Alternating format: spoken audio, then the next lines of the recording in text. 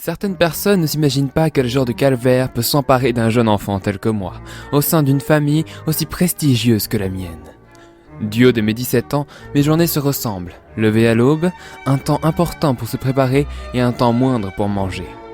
Je dois l'admettre, aujourd'hui n'est pas un jour comme les autres. En effet, je vais pour la première fois sans mes parents superviser les finitions du premier train à ressort franco-allemand qui reliera le centre de la Bavière et Paris d'ici l'aube du 19e siècle. Si vous voulez mon avis, je pense que les Laufenstein seront d'une jalousie impétueuse. À moins qu'ils réussissent à nous avoir sur de bonnes paroles, alors que derrière des messes basses se font entendre. Mais encore aujourd'hui, après la supervision du train, je vais devoir me rendre à leur résidence pour l'anniversaire des 10 ans du jeune héritier de la famille. Juste après avoir plus ou moins terminé les supervisions et omis un détail qui me coûtera cher, je vais avec mes parents en la magnifique résidence des Laufenstein. La soirée se passe bien et... qu'est-ce que j'aperçois ? Mes parents offrent à cet enfant une réplique exacte de notre locomotive. Mais quelle bande d'abrutis finis à l'huile de tomate ! Autant leur donner le plan directement sur un plateau. Il faut que je m'empare de cette locomotive avant de quitter cette maison. Pas d'autre choix que d'attendre le sommeil de l'enfant pour qu'il amène cette maquette loin de ses parents. Le dîner se passe sans encombre. Les adultes ne parlent évidemment que de travail et n'arrêtent guère de se lancer des piques sur qui a la plus grosse entreprise. À la fin du repas, une aubaine se présente. Notre petit Henri tombe de fatigue et ne va pas tarder à regagner sa chambre. Je demande donc à me retirer au sanitaire, en acclamant que je connaissais le chemin, même si mes parents me lancent un regard amer pour me signaler que cela était très impoli. Mais bon, je sauve notre famille après tout. Me voilà lancé à sa filature. Je ne dois absolument pas le perdre de vue, mais une servante l'accompagne, je vais devoir la contourner. J'attends qu'elle s'en aille, et je n'aurai qu'à entrer dans la chambre, mais... je ne pouvais pas entrer dans la chambre et prendre la locomotive en face du gamin à peine endormi. Ah, fichtre. C'est une entrée par effraction que je vais devoir faire si la soirée se termine trop vite. Et mince. À peine revenu à table, mes parents se préparent à partir. Je vais devoir revenir ici plus tard dans la nuit. 3 heures passées après la soirée, je m'aventure en ville, sous couvert d'une capuche pour ne pas attiser l'attention sur moi. À Vorarlberg marchant dans les rues d'une heure si tardive, il vaudrait mieux éviter le scandale. Si quelque chose venait à perturber les travaux de la locomotive, cela aurait des conséquences terribles sur nos affaires. Je ne peux me résoudre à passer par la porte principale. Mais une si grande maison doit bien sûr avoir un jardin, et si possible une modeste porte à fracturer. Je réussis sans aucun problème à entrer, mais ce vieux manoir est extrêmement sombre et plutôt inquiétant. Des étranges grincements peu habituels se faisaient entendre dans tout le manoir. Pas de bougie ou d'un quelconque éclairage. C'est dans l'obscurité la plus totale que je m'aventure à l'intérieur. Mais il n'était pas vide. J'entendais dans un coin des servants marmonnant dans une pièce proche de là où je me tenais. Je m'avance et écoute sans me faire remarquer. Ils parlent d'un endroit du nom de Ellingsgården. Cela était intriguant, mais je n'étais pas venu pour ça. Laissons les Laufenstein avec leurs problèmes. Avant de continuer, j'ai eu le malheur de faire bouger une armure sur le côté. Ces mêmes servants que j'avais écoutés m'avaient certainement entendu, et je décide de presser le pas. Je ne sais pas encore s'ils m'avaient remarqué, mais peu importe. Me voilà en face de la chambre de l'enfant. Il me suffisait d'entrer et de prendre cette locomotive. À peine avoir ouvert la porte, une profonde peine s'installe. Un mur de béton se dressait devant moi. Je la referme calmement et glisse mon dos à la porte jusqu'au sol. Puis, après quelques instants, je décide de me lever et de réfléchir, en évitant les excès de rage. Je savais que cette famille était fourbe, mais à ce point... Je vous connais, Laufenstein. Et ce n'est pas un mur de béton qui va m'arrêter. Constructeur alambiqué que vous êtes, montrez-moi le levier qui vous a permis de dissimuler cette chambre. Il ne me fallut pas longtemps pour le comprendre. Ces grincements que j'avais entendus en arrivant n'étaient pas banals. Leur maison avait un étage amovible, un étage capable de se mouvoir. Il me suffit de trouver le levier qui permettait de faire bouger les couloirs suffisamment pour avoir l'entrée de cette chambre sous les yeux. Allez, tu peux le faire, réfléchis. Que ce soit pendant cette soirée ou en arrivant, qu'est-ce qui peut être important? Les servants. C'est après avoir fait bouger cette armure que les domestiques m'ont entendu. S'ils auraient pu venir vers moi, ils m'auraient sûrement déjà coincé. À moins que justement, en faisant bouger cette armure, je ne les empêche de sortir. Et si le fait de les avoir enfermés aurait aussi enfermé le jeune enfant dans sa chambre? Je devais ainsi libérer les domestiques pour espérer récupérer la locomotive. Je ne suis pas venu là pour ne prendre aucun risque, et loin de moi l'idée de frapper ce mur avec mes poings. Je décide donc de me rediriger vers cette armure, et ainsi je vis le mécanisme qui la compose. C'est réellement impressionnant. Je comprends pourquoi nos familles se valent. Sur le côté, je vois cette porte qui menait à la pièce où se trouvaient les domestiques, et un mur de béton se tenait en face de moi. Bien. Il est temps d'agir. À peine avoir actionné le mécanisme, le sol trembla légèrement, et j'entendais des cris des servants prêts à me tailler en rondelles. Je cours sans m'arrêter jusqu'à cette fameuse chambre, et... Non. Non, non, non, non, non. Elle est fermée. L'Offenstein! Je vais m'extirper de ce manoir au plus vite.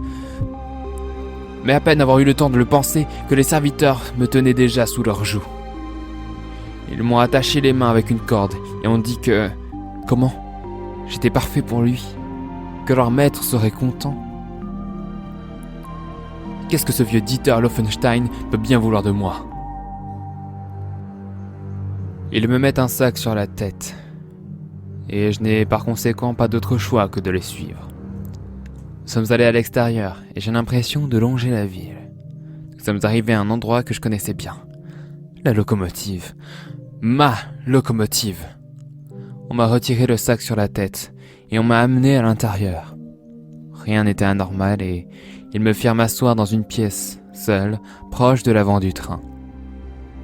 Si je comprends bien, des domestiques des Loffenstein m'ont kidnappé et me séquestrent dans mon propre train. Mais qu'est-ce qui se passe? Le train démarre, alors qu'il n'est même pas encore complètement terminé. Oh. Pendant un instant, j'en ai oublié ma colère quand j'ai vu le travail de ma famille, celle de mes parents, fonctionner en voyant le paysage défiler à si grande vitesse. Au revoir, Augsbourg. Si tout se passe bien, nous devrions passer à Stuttgart d'ici peu. J'en ai des frissons. Après un moment déjà, je me rends compte que nous ne sommes jamais passés à Stuttgart. Attendez, quoi? Les villes que je vois défiler, ce sont les villes du nord de l'Allemagne. Ce train a été construit pour aller jusqu'à Paris. Comment peut-il... Mais où est-ce que je vais? Le paysage de l'extérieur ne me plaisait pas tellement. Un paysage de plus en plus froid. Qui parmi nos ingénieurs aurait pu donner l'ordre d'un tel chantier de rails? Je ne reconnais qu'à peine les noms des villes que nous traversons. Nous avions 4 chefs ingénieurs. Helge, H, Anna et une autre femme du nom de Kale. J'aurais peut-être dû être plus attentif à leur travail. Puis les rails ne m'apportaient que très peu. La locomotive était si primordiale à mes yeux que je n'ai pas vu où est-ce qu'elle allait. Le train ralentit, et à travers la fenêtre, je distingue un panneau avec marqué Hellingsgården. L'endroit dont parlaient les domestiques lorsque j'étais encore au manoir. Le paysage était complètement gelé. Les arbres étaient abondants. Et jusqu'à maintenant, le train ne s'était jamais arrêté. Un moment de silence, avant que 4 personnes surgissent de la porte, et encore une fois, me mettent un sac sur la tête. Tout ça à cause d'un simple jouet. Je me sens fouler le sol en pierre de ce qui me semble être un château, ou une tour. Jusque-là, ces étranges domestiques ne m'avaient adressé aucun mot, ni à moi, ni entre eux. C'était le jour de mon enlèvement, où ils prétendaient que j'étais parfait, mais... Parfait pourquoi? La réponse se trouve sûrement ici, mais je suis toujours attaché et la tête dans un sac. Je profite de la marche pour imaginer un plan de sortie en mémorisant le sens de mes pas, mais... Pour le moment, je ne pourrais être que la victime de ce qui va se produire. Le groupe de personnes qui me transportaient se sont arrêtés. et mon sac sur la tête a enfin été enlevé. Un autel qui me semble être utilisé pour des sacrifices. Et d'autres membres vêtus d'une toge et revêtant un masque commençaient à remplir la salle. J'étais tombé en plein milieu d'une secte. Mais je ne pense finalement pas que cela a un lien avec les Loffenstein. On m'installe de force sur une table, allongée. En tant que Vorarlberg, je suis doué pour me dépêtrer de situations peu communes. Nous sommes aussi fourbes que nos rivaux. Nous tournons les affaires juridiques à notre avantage. Et plus important encore, nous ne cessons jamais de penser. Alors, avant de probablement mourir, laissez-moi au moins réfléchir sur la manière dont je pourrais détruire les Loffenstein. Une fois ma fuite effectuée, je n'aurai qu'à prendre le train dans l'autre sens, d'ici à Augsbourg. Et à partir de ce moment-là, je saboterai l'une de leurs inventions. Cela serait plutôt attrayant dans les journaux. Une invention défectueuse cause de la mort de quelqu'un. Et hop, ce malheureux auditeur en prison. Bref, à peine avoir terminé ces bonnes paroles, un individu masqué comme les autres élève un poignard avant de l'abaisser vers moi. Je fis un mouvement, et ça m'écorcha le poignet, mais put me trancher mes liens. Je m'extirpe de cet endroit, en me rappelant du sens de mes pas, mais le froid de l'extérieur était cependant très pénible. J'arrive avec peine et à bout de souffle jusqu'au rail qui ne s'arrête pas. Les rails continuent, le train a disparu. Plus aucune trace de lui et je...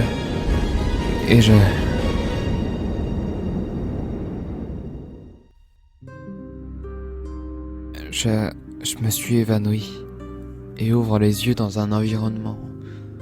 Un sol blanc et tout autour était sombre. Je suis dans mon esprit. C'est plutôt étrange. Je m'attendais à un endroit un peu moins vide. Une forme humaine se crée à partir d'une substance noire au sol. Enchanté, Vlad Vorarlberg. Je me nomme Alastor. Alastor, votre nom ne me dit rien. Que faites-vous dans mon esprit? Un jour, le monde entier me connaîtra, croyez-moi. Et ce que je fais dans votre esprit, eh bien, comment vous l'expliquer? Une secte perdue au nord de l'Europe vous a, comment dirais-je, offert à moi. Votre âme m'a été offerte, ou plutôt proposée. La seule chose dont j'ai besoin est de votre autorisation, comme une sorte de pacte. Et qu'est-ce que cela peut nous apporter? Je ne peux interagir avec le monde physique. Je ne suis pour le moment que dans des rêves, des cauchemars, des esprits. Permettez-moi de prendre le contrôle de votre corps en échange d'une contrepartie. Quel genre de contrepartie? Laissez-moi réfléchir. Je peux exaucer l'un de vos souhaits les plus chers. Détruire les Loffenstein et réduire leur famille à un seul héritier qui n'enfantera jamais de descendance. Sans vos fanatiques, j'aurais réussi cela sans aucune aide. Si je refuse, qu'est-ce qui vous empêcherait de prendre l'une des âmes de toutes ces personnes? Leurs âmes ne sont pas intéressantes, mais la vôtre me semble absolument exquise. Et vous avez du pouvoir. Vous êtes un Vorarlberg. Votre famille est l'une des plus puissantes d'Allemagne, et ainsi l'une des plus puissantes d'Europe. Je refuse de vous la céder. Vous voulez mourir ici, d'une manière aussi pitoyable? Mon corps est en train de se faire ensevelir sous la neige. C'est à vous de vous presser si vous ne voulez pas perdre une âme aussi précieuse. Donnez-moi la vie, la joie de voir les Loffenstein non pas morts, mais périr et rejetés. Et cela jusqu'à la chute de chaque membre de leur famille. Je peux vous l'offrir, et lorsque votre vengeance sera terminée, votre âme et votre corps seront miens. Marché conclu. Marché conclu. Être un Vorarlberg, c'est tirer avantage de chaque situation, prendre le dessus de chaque contrat. Et j'ai bien réussi à en tirer des avantages. Je serai immortel jusqu'à l'accomplissement de ma vengeance. Mon souhait n'est cependant pas de vivre éternellement, mais de voir périr mon ennemi, mettre un terme à une rage et une haine qui animent mon corps depuis des années. Je ne pense pas qu'il soit lié à mon enlèvement, mais c'est indirectement à cause d'eux que j'en suis arrivé là. Alors, pourquoi ne pas leur envoyer l'appareil? Je me relève de la neige. Je sens sa présence en moi. Mais peu importe. Je marche sur les rails jusqu'à trouver mon train. À l'intérieur, devinez qui est-ce que je trouve. Les 4 ingénieurs qui ont amené ce train jusqu'ici et moi avec. Je ne veux même pas les écouter. Mon seul désir est de retourner à Augsbourg pour détruire cette famille. J'arrive enfin, après de nombreux jours que je n'ai pas comptés. Me voilà de retour. Cela faisait environ 1 mois que j'étais porté disparu, d'après mes parents. J'ai pas mal réfléchi et je pense prendre mon temps pour la déchéance des Laufenstein. Après tout, leur fils n'a qu'une dizaine d'années. Je peux faire durer le plaisir. Je vais ainsi gâcher sa vie en améliorant celle de ma famille. C'est ainsi que 6 ans plus tard, je paye une personne lambda pour assassiner sa mère. Au même moment, j'exploite le chemin de rail m'emmenant dans un village à l'extrême nord de Suède. Les affaires marchent à merveille. À vrai dire, j'y ai même rencontré quelqu'un. Et c'est le jour où la mère de mon ennemi est morte que l'univers me donna un petit frère. 4 ans plus tard, je décide de m'occuper de son père en sabotant l'un de ses produits qui, hélas, tua son propriétaire, soit la personne que j'avais payée pour tuer sa mère, histoire d'éviter qu'elle ne parle un jour ou l'autre. Et hop, voilà le père en prison. Mais je commence un peu à me désintéresser de cela. Mon amour pour cette personne que j'ai rencontrée si loin m'envahit plus que la haine que j'éprouve pour cette famille. Je décide ainsi de former mon petit frère et de faire naître en lui une haine égale à celle que j'avais autrefois. Une chevelure blonde proche de l'argent. Je lui ai offert l'aspiration de mettre l'ancien héritier de la famille derrière les barreaux. Il reprit le flambeau et en ce qui me concerne, je décide de rejoindre ma bien-aimée dans son pays de glace. Mais j'avais encore un démon à berner. J'ai demandé à mon frère d'attendre 1885 avant de faire crouler le dernier membre de la famille Laufenstein. Cela me laissera le temps de fonder une famille, loin de tout. Arrivé à cette date, je m'approche d'un lac, séparant 4 villes toutes très enneigées. Un lac réputé dangereux. Le pacte stipulait que chaque membre de la famille devait sombrer et le démon pourrait agir à travers moi grâce à mon corps. Sauf que je ne lui offrirai pas cette fleur. J'ai espoir que mon petit frère fera sombrer nos rivaux et que ici, mon petit Hans Vorarlberg fera briller notre famille en cette nouvelle région. Me voilà aux abords du lac dans lequel je compte me donner la mort. Une fois au fond du lac, commençant à geler, je doute que ce démon s'intéresse encore à mon enveloppe corporelle. Être un Vorarlberg, c'est tirer avantage de chaque situation, être opportun, et lorsque nous sommes face à une affaire sans issue, nous emportons l'adversaire dans notre chute, en étant sûr d'avoir accompli ce qu'on souhaitait au préalable. Il n'y a que comme ça que je pourrais tomber, sauvé par la douce main de la satisfaction. Vous avez perdu, Alastor.